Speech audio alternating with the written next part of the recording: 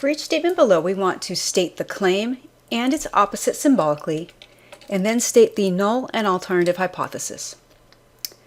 The mean fluid ounces in a bottle of wild cherry Pepsi are less than or equal to 16. We now need to state the claim and the opposite symbolically. Our claim is that the mean is less than or equal to 16 fluid ounces. For the opposite, this needs to be all of the rest of the values on the number line that don't overlap with the rest of the claim.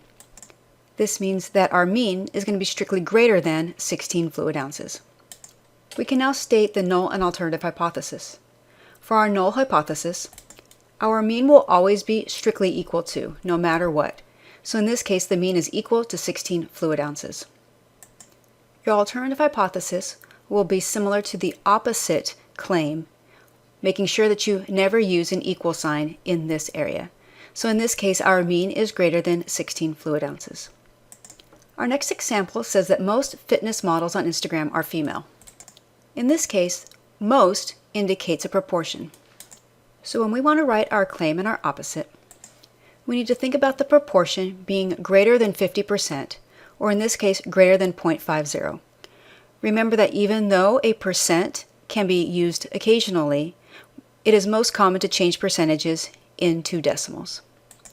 This means that when we translate our opposite, our proportion will be less than or equal to 50%, or in this case, less than or equal to 0.50.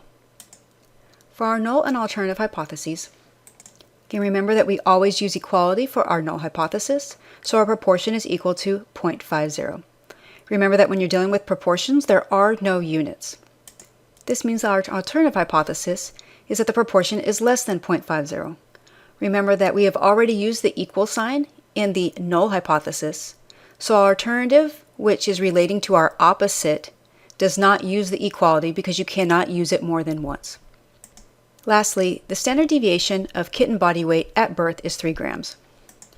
For our claim, we're working with the standard deviation, and the word is indicates equals. Therefore, sigma is equal to 3 grams. That means the opposite are all of the other values on the number line, except this one equal statement.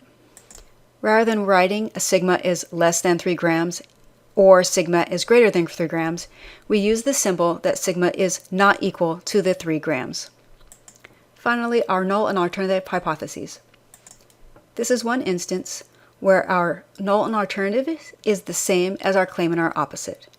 So our sigma, being always strictly equal to 3 grams in this case, will be our null hypothesis, and our alternative is the not equal to 3 grams.